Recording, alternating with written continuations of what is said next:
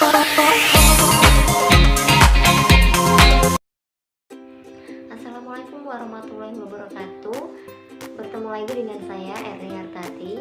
Di video kali ini saya akan membahas mengenai materi bahasa Indonesia, yaitu iklan sarana komunikasi.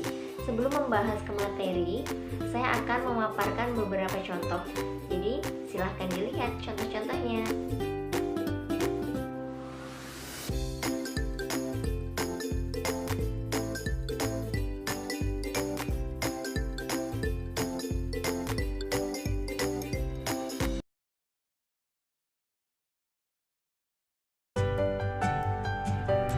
Di materi kali ini kita akan membahas mengenai materi iklan sarana komunikasi. Di sini ada beberapa poin yang akan kita bahas. Jadi poin yang pertama mengenai pengertian iklan, ya. Jadi iklan di sini merupakan bentuk informasi yang dilakukan oleh seseorang, instansi atau lembaga atau perusahaan yang isinya berupa pesan yang menarik tentang sebuah produk atau jasa yang ditujukan kepada khalayak. Maksud dan tujuan dibuatnya iklan sendiri ini adalah untuk membujuk atau mendorong masyarakat sehingga menjadi tertarik untuk menggunakan produk atau jasa yang ditawarkan tersebut.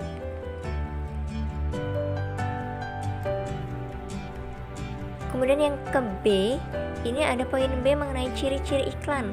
Nah, ciri-ciri iklan sendiri di sini ada 3. Yang pertama informatif. Informatif ini bersifat memberi informasi, ya, memberi informasi kepada khalayak. Kemudian yang kedua, bahasanya mudah dimengerti dan diingat masyarakat. Jadi dalam membuat teks iklan, usahakan bahasanya ini tidak terlalu panjang, ya. Karena apa? Karena kalau membuat iklan yang terlalu panjang itu akan membuat masyarakat susah untuk mengerti atau mengingat iklan yang kalian tampilkan gitu ya. Jadi bahasanya tuh harus singkat, padat, dan mudah dimengerti. Tentunya menggunakan bahasa Indonesia yang baik dan benar. Kemudian yang ketiga, menarik perhatian dan bersifat mengajak penonton atau pembaca untuk membeli atau menggunakan barang atau jasa yang telah diiklankan. Jadi tujuan iklan itu untuk apa? Yaitu untuk mengajak khalayak, ya, untuk bisa menggunakan barang atau jasa yang telah kalian iklankan. Poin yang C mengenai syarat iklan. Nah, syarat iklan di sini ada 5. Yang pertama, kata dan bahasanya tertata atau terstruktur, ya, dan tidak memiliki tafsir atau keterangan ganda dari iklan yang telah dibuat. Kemudian yang kedua, bahasa yang dipakai harus menarik dan mudah diingat oleh masyarakat. Jadi dalam membuat iklan itu tidak perlu menggunakan bahasa yang panjang lebar, ya, menggunakan bahasa yang singkat dan juga yang menarik supaya khalayak dapat mengingat iklan yang kalian tampilkan. Kemudian yang ketiga, tidak boleh merendahkan atau menghina produk sejenis dari perusahaan lain. Yang keempat, tidak boleh berbohong, jadi harus apa adanya. Kemudian yang kelima, iklan harus dibuat dengan memperhatikan tata bahasa, etika, sopan santun, target pasar, dan lain-lain.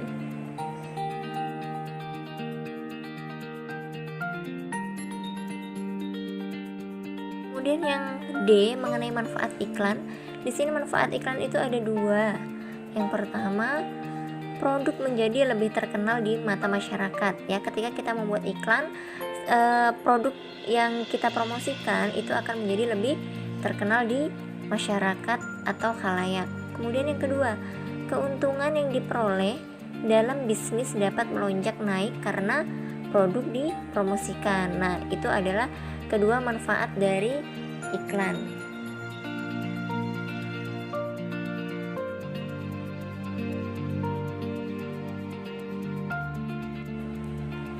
Kemudian yang berikutnya kita akan mengetahui mengenai pengertian slogan.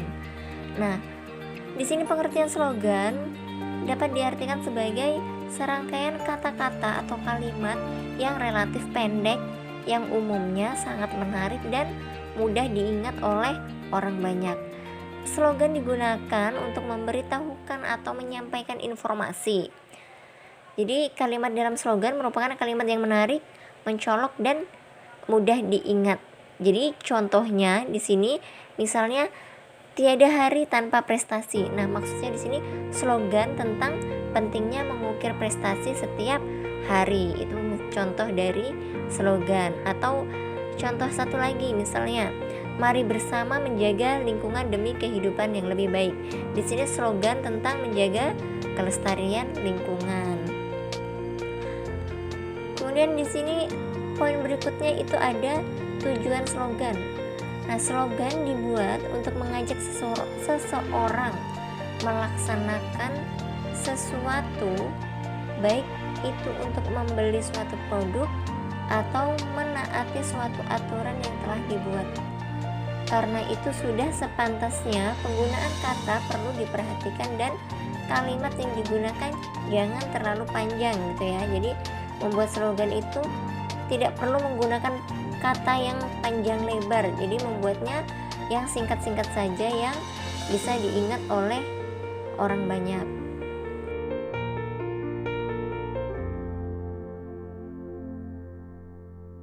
Kemudian poin yang berikutnya mengenai ciri slogan. Di sini slogan memiliki ciri yang membedakan dengan iklan maupun poster.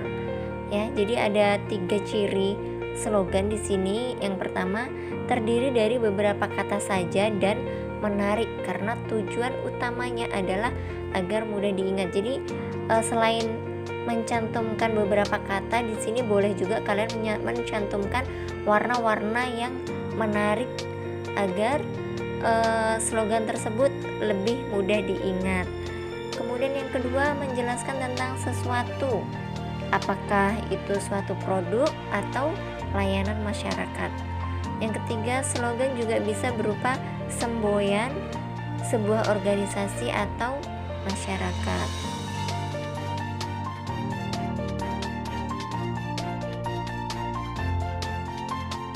Poin berikutnya yaitu fungsi atau tujuan iklan, slogan, dan poster. Tujuan iklan, slogan, ataupun poster sama saja, yaitu untuk membujuk khalayak berbuat sesuatu, entah membeli atau menurutinya. Jadi iklan tidak hanya bertujuan untuk menawarkan produk, iklan juga turut berpengaruh dalam membentuk gaya hidup seperti kebiasaan, selera, dan jati diri seseorang dan masyarakat. Jadi tujuan atau fungsi iklan ini ada 2. Yang pertama, fungsi informasional. Di sini iklan memberitahukan kepada konsumen tentang karakteristik suatu produk, juga berbagai manfaat yang mereka peroleh. Jadi di sini iklan ini memberitahukan tentang karakteristik produk yang mereka jual. Selain itu, mereka juga akan menjelaskan manfaat-manfaat apa saja yang akan kalian peroleh ketika kalian membeli produk tersebut. Kemudian yang kedua, mengenai fungsi transformasional. Di sini iklan berusaha untuk mengubah sikap-sikap yang dimiliki oleh konsumen terhadap merek, pola-pola belanja, gaya hidup, teknik-teknik mencapai sukses. Di sini maksudnya seperti memberikan trik dan tips ya mengenai pola-pola belanja, gaya hidup, dan teknik-teknik untuk mencapai suatu kesuksesan. Poin yang berikutnya mengenai unsur-unsur pembentuk iklan, poster, dan slogan. Iklan, poster, dan slogan terdiri dari beberapa unsur yang membangun ketiganya. Adapun maksud iklan itu sendiri dapat dipahami secara lebih lengkap berdasarkan unsur-unsur pembentuknya yang meliputi sumber, pesan, media, penerima, efek, umpan balik, dan konteks. Nah, di sini kita bahas satu persatu mengenai sumber. Nah, sumber ini merupakan pemasang iklan ya yang berinisiatif dan penyandang dana dari pemasangan suatu iklan tersebut. Kemudian yang kedua, ini ada pesan. Ya, pesan ini mengenai informasi yang disampaikan gitu ya. Jadi informasi yang disampaikan ini bisa berupa pesan verbal dan pesan nonverbal. Kemudian yang ketiga, media. Nah, media ini merupakan sarana yang digunakan. Jadi ketika kalian ingin memasang iklan, poster, atau dan slogan, ini medianya kalian menggunakan media apa? Apakah media cetak, elektronik, dan sarana-sarana lainnya. Kemudian yang keempat, ini penerima. Penerima ini bisa individu ataupun kelompok gitu ya. Penerima dari iklan ini. Jadi bisa individu atau kelompok masyarakat yang menjadi sasaran atau objek iklan yang kalian buat. Yang kelima, di sini ada efek. Ya, efek ini adalah perubahan yang terjadi pada diri penerima, baik itu dalam aspek sikap, pola pikir, perilaku, kebiasaan, dan pola hidup. Kemudian yang keenam, umpan balik. Di sini umpan balik merupakan tanggapan atau reaksi, bisa juga respon yang dikehendaki dari penerima pesan, misalnya dengan membeli produk yang ditawarkan tersebut. Ya, bagaimana respon masyarakat kepada produk yang kalian iklankan. Jadi gitu ya, jadi respon dari masyarakatnya.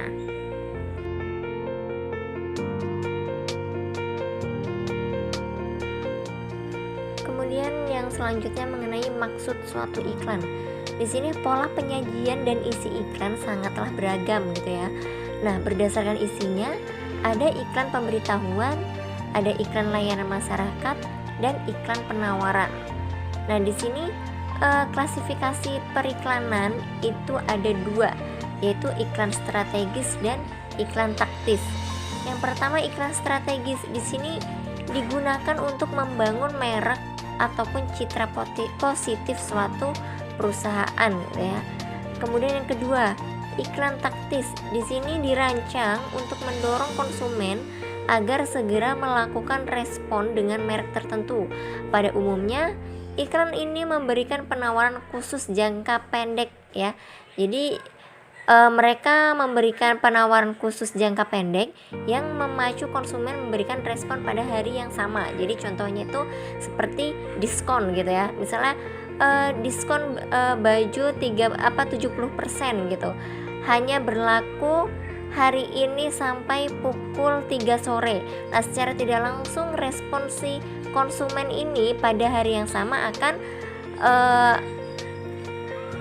berdatangan ke toko kalian yang mengadakan diskon tersebut gitu ya. Karena diskonnya ditawarkan pada hari yang sama. Pada hari yang sama itu juga konsumen akan merespon iklan, slogan, atau poster yang kalian tampilkan atau yang kalian promosikan.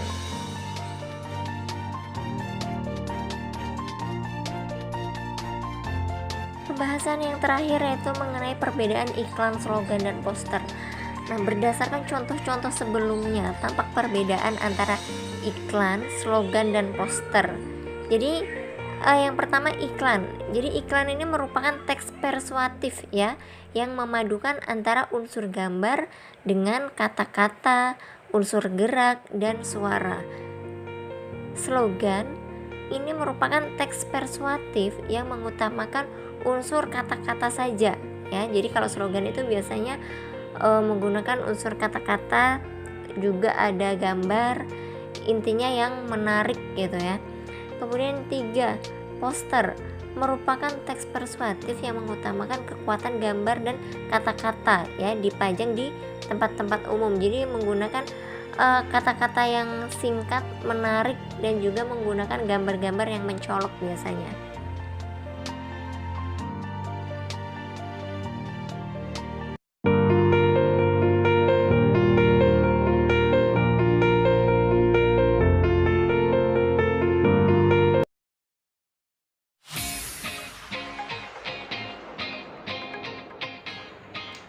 Demikian pemaparan materi dari saya. Semoga apa yang telah saya sampaikan dapat bermanfaat untuk kalian semua.